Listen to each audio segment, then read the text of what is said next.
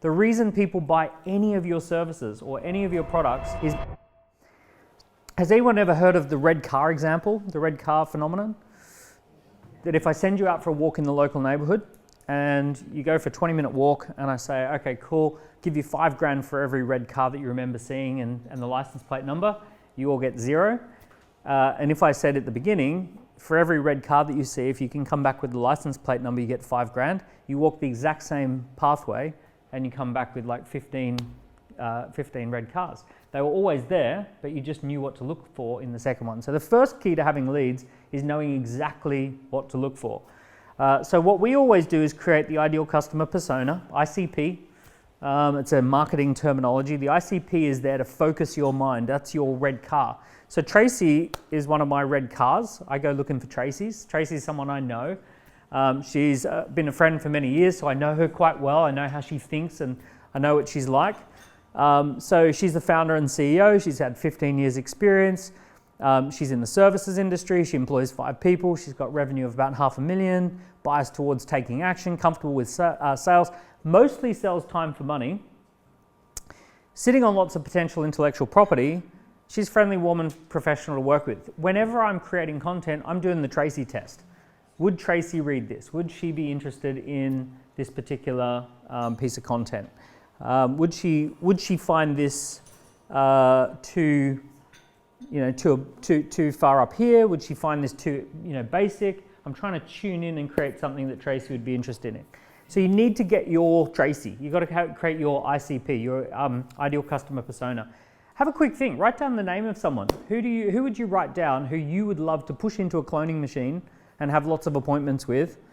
Right? If you could just have like a week of appointments, 10, 15, 20 appointments in a week with your sales team, and you get the chance to talk to a particular person, who would be a good example of someone you'd love to talk to more? You've probably already got a real customer that you've worked with in the past who is great, right? You might want to just write down them and just maybe put down 3 or 4 things about them that make them such a great ideal customer persona. So there's 2 things I would love you to add to the list. Thing number 1 is, if you were talking to that person and you were saying to them, you're going to be celebrating something 3 years from now and you're super pumped that that's what you're going to be celebrating. That's what you're excited about. That is your 3-year thing that gets you excited about in the future. What do you think your ICP would say, I want to be celebrating this 3 years from now? What do you think they would say is their goal 3 years out? Now try not to make it too obvious that it's like about what you do. So if you're a video production agency, don't be sitting there saying, my goal for 3 years from now would be high quality video production that is like, no, that's your goal. That's great. What's their goal 3 years from now? Second thing I want you to write down about this person. Imagine last night that they were sitting up late into the evening, stressed about something, worried about something happening. They've been worried about this thing that's been going on. It's been causing them dramas. They're not thrilled. They're not happy. Keeps coming back, a bit of a recurring frustration. What are they frustrated about? What are they worried about? And then the third thing would be they really, really, really want that goal, but they're a bit embarrassed to say that something just keeps getting in their way. They've tried stuff that hasn't worked. There's things that always kind of stop it from happening. What would be something that's getting in their way from getting what they want? So when I think about my ICP, I always start with this little diagram, which is what's their current reality, right? Where are they now? What's their desired reality? What is it that they want? And what are the obstacles and criteria? Why haven't they been able to just immediately get what they want? What's stopping them? So current reality, desired reality, obstacles and criteria. That mental model, so powerful. That dictates people's behavior.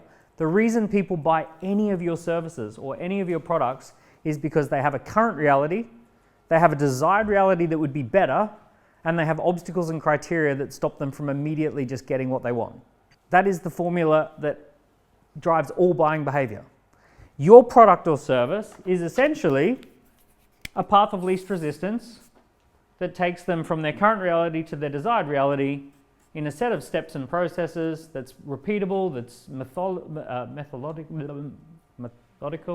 methodical. Right? They've tried other stuff, boom, they hit their obstacles, boom, they hit their obstacles. They tried something that just didn't quite make it to where their desired reality was. Right? So they've done all of this, and then you come along and say, hey, look at this, I've got this repeatable process, gets you from your current reality to your desired reality without hitting your obstacles and criteria. And that is the formula for people buying stuff. Right? So that's the first thing we want to do. When we do our ideal customer persona, to the degree that we absolutely understand the language that they use and the way that they think about this stuff, the more we can tune in and meet their needs. So the first key to leads is knowing who we're looking for and this sort of information about them. Alrighty, let's talk about how you would generate lots of leads. I'm going to go through this pretty quick. So, when it comes to generating lots of leads, one of the things that we need is a really good piece of signature content. So signature content, think about this as almost like you laying out your thesis as to why you exist in their world. So the thesis behind your business, right? So a really good piece of signature content explains that there's these problems in the world and a lot of people struggle with this stuff and they try all these things that don't work, and here's what we've discovered, we've solved this, here's how we solved this, right? You're really explicitly explaining this is what we do, this is why it's valuable, this is why our business was set up in the first place. A great sentence that you should unpack in your signature content, you want to write this sentence down, is, I did something special for a certain type of person and we got a remarkable result. ... let me explain. Those stories are sales stories. Those are lead generation stories. Anytime you can tell a story that fits that template, you are going to attract your audience. You're going to attract people. I did something special for a certain type of person. We got an extraordinary result. Let me explain. Who's got one that comes to mind? Who's got a story like that? Who can think over the last 3 years? I've got a coach I trained in imposter syndrome, and she had a client who had been offered a C-suite role and he was about to turn it down, and she cleared it for him in 45 minutes. And then what happened? He got promoted and he's thriving. He got promoted and he's thriving. Now that's a perfect example of that story. Now if we take that story and we start like a little headline and tell that story and then we say let's break it down step by step, that's good content. That's great content. That should be in what we'd call signature content. So signature content, normally it can be 500 words to 1,500 words. Ultimately, it ends up becoming a book. You know, can become a white paper or a report, right? It can become a really good signature piece of content. Sometimes a signature piece of content could be a really good video, you know, but it's an explainer video. It doesn't pull punches. It really tells you what you're up to, right? So this is a piece of signature content. At the bottom of the signature content, there is some sort of register your interest call to action. Right? So some sort of call to action for registering interest. The typical ones that you're going to see would be things like a waiting list, join a waiting list. So if you've got something new that's coming, you'd have a waiting list there. You might have a discussion group, join the discussion group. You might have a scorecard. So I've read the signature piece of content, I resonate with it, and now I go, ooh, I'd like to join the waiting list for that product, or I'd like to join the discussion group, or I'd like to take the scorecard. So that's one of the key assets that you're going to set up, right? That sits with your business. Yes. By the way, feel free to ask questions, interrupt me. I love being interrupted. Are you in favour of having those 3 or whatever multiple calls to action, or would you just suggest having one? Tends to be that 1 or 2 works. So we're going to be launching something, join the waiting list. Also, if you want, you can join the discussion group that we've got coming up. Yeah. I like, the perfect scenario is like one good powerful call to action, but if you want to kind of have one or two, yeah, it's not too bad. So signature content, they read it, boom, now there's something to do. It's no cost, it's free, it's register their interest. So this is setting you up to succeed. Now, is anyone sitting there going, oh, I'm not sure how that would work for my business, or I've got questions? Yeah. Just one question on call to action and B2 salesy. So I'm sure you're familiar with Gary Vee's jab, jab, jab, right? Paul Mosley has something similar where he says, give until people ask. Do you only do CTA on your signature content, or do you say that on everything? This is not selling. It's just telling people where they can not lose the thread. So I've read the signature content.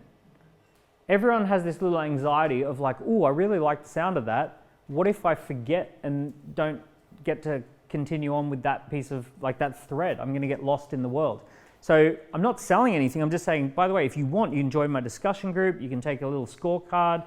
You can join a waiting list for something that's coming. So there's no prices, nothing to buy. It's just if you don't want to lose the thread of what we're talking about here, if this is resonating, here's how you can join a group or just be part of this or make sure that you're being notified. So you do that on everything, pretty much? Or some form of it? Yeah, I like to give people something to do next. Yeah. All right, is that making sense to everyone? Okay. So then, here's what we like to do. We like to then create little posts along the way. And there's 3 posts that always get great traction: pain, news, and prize. So if you're talking about anything that's painful or frustrating, current reality that's less than, all right, if we go back here, why the current reality is not so good, why the obstacles and criteria, those are all painful. Prize, desired reality content, or news, just stuff that's trending at the moment. And what you can do is you can make little posts, little videos, little LinkedIn posts, and you can link people back to, if you want to learn more about this, you can check out this signature piece of content, so you can link back to that. Or you can say, leave me a DM, leave me a comment, you can like what I'm posting. Martin's great. Whenever I'm giving these videos, he's always like, Dan, finish off with, don't forget to like and subscribe this post, right? So like and subscribe, all these little bits of content, right? So that all there. So we're setting ourselves up to get some leads. When people are doing, these posts can also encourage people to go to waiting lists, discussion groups, scorecards, etc. So when people are filling these in, we're just going to call all of this stuff leads. Leads are, they've joined a waiting list, they've entered a discussion group, they've filled in the scorecard, or they've sent you a DM, or they've commented. That can also be a lead. If you really, really, really want to pick up on soft signals, they've liked it. Right? They've liked your LinkedIn post. You could pick up on that if you're desperate for some leads. All right, but basically this is all happening around here. It's generating some leads. Could you give some more examples of the news or prize? Yeah, sure. So if I was talking to Tracy, I would say, let's talk about prize. I might say this to Tracy. If you've been in business for more than 10 years, which I know she has, if you've been in business for more than 10 years, you're probably sitting on incredible amounts of valuable intellectual property. And that intellectual property could be worth more than your time. In fact, many business owners turn their intellectual property into products, services, and productized services that don't require them to spend anywhere near as much time in their business, but make way more money. Now I'm talking about, oh, wait a sec, I've been in business for 10 years and I might be sitting on lots of intellectual property, right? So now I'm talking about something Tracy wants. News. Recently, I was talking to a business owner who successfully launched a brand new product. The brand new product was built out of the intellectual property in the firm, and they did the launch, and here's what I learned from that launch. Let me explain the launch that just happened. It's a little piece of news. Something's just happened. Or I could go with big news. I could say, we're coming up to an election. The new manifesto has just come out from one of the top political parties, and it looks like small business owners who are earning above $500,000 are going to get punched in the guts for taxes. What are the chances of that happening? That's just a random example, but so I might say that and say, if you're a business owner who's doing that, these are the key points that I've picked up on the recent manifesto. So that would be an example of news. Yep. Okay, so all of this, we're doing a lot of what Martin talks about, the content engine, right? All of that getting us some leads. Okay, so let's talk about appointments. So leads, appointments. There's two types of appointments that really, really matter. People need to book into. Can I get a quick show of hands? Who here has they offer services? Like you've got a major, okay, all of you, right, great. So there's two types of appointments that matter. The first one is a one-to-one strategy session. And the second one is a group intro.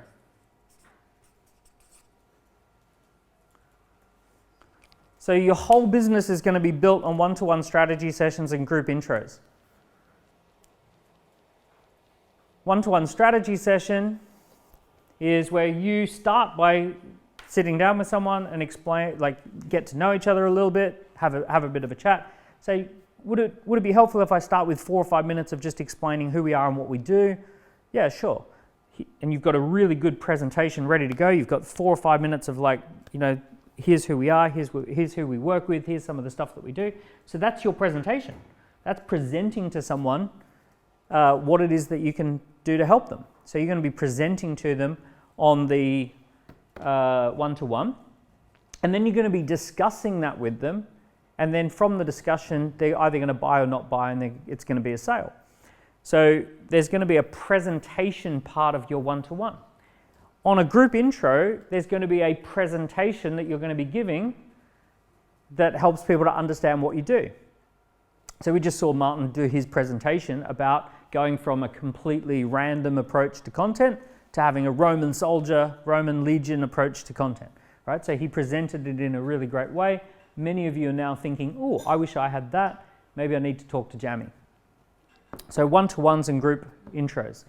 So you can scale your business big time if you're just doing more one-to-ones and more intros. Pretty much, if it's a one-to-one, you really need to be thinking about 10K plus as the ultimate punchline as to what signing up looks like. And when I say 10K plus, could be 10K like lifetime value of a client, could be 10K, initially.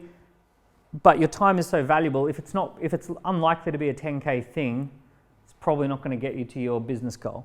Group intro tends to be really perfect if what you're doing is 1K to 10K. Right? So if it's easy for people to make a decision and sign themselves up, if it's a bit more of a cookie cutter approach, definitely the group intro. In 2004, 2005, I scaled my business from about 1 million to 10.7 million. All right, it was a super fast. We went from $1 million a year to $1 million a month. How did we do that? We discovered exactly how to present the business. We just got a presentation down. And all I did was ran 174 presentations. So we did 174 presentations, average about 300 to 400 people per presentation, so live events, and we just toured. And we just figured out exactly how to present our value, and we just did intro. So what is an intro? An intro is a short event that introduces people to your world and why your world's valuable to them. Now here's how it works. You are totally swimming in the water of what you do. You've probably been doing it 15, 20 years, right? So you're just like, you know all the stuff. But someone who's unfamiliar with it, they just, for them, it's just all the basics. The basics are very interesting to them. So if I was to introduce you to the 4 campaigns that I've been running for the last 20 years, you'd go, oh, that's really interesting. I'm like, I've been doing it for 20 years. Like, I can do that in my sleep. It's the basics for me, but it's interesting to people who are potentially clients. So an intro event is where you share your 4 pillars, you share the 10 basics that people need to know, you share the process or the method, you share the case studies, the transformation stories, right? Any of that stuff goes into an intro. If you want to scale your business, I recommend at least 2 intros a month. And it's pretty simple. Week 1, you try and fill the intro. Week 2, you deliver and follow up. Maybe you do it on a Monday, maybe you do it on a Tuesday and you do the sales meetings all the following week. Week 3, you fill the next intro. Week 4, you deliver and follow up. So pretty good little pretty good little rhythm there. You can do them on Zoom. Don't need to hire a live event. You can just do them on Zoom, and away you go. You've got yourself an intro event.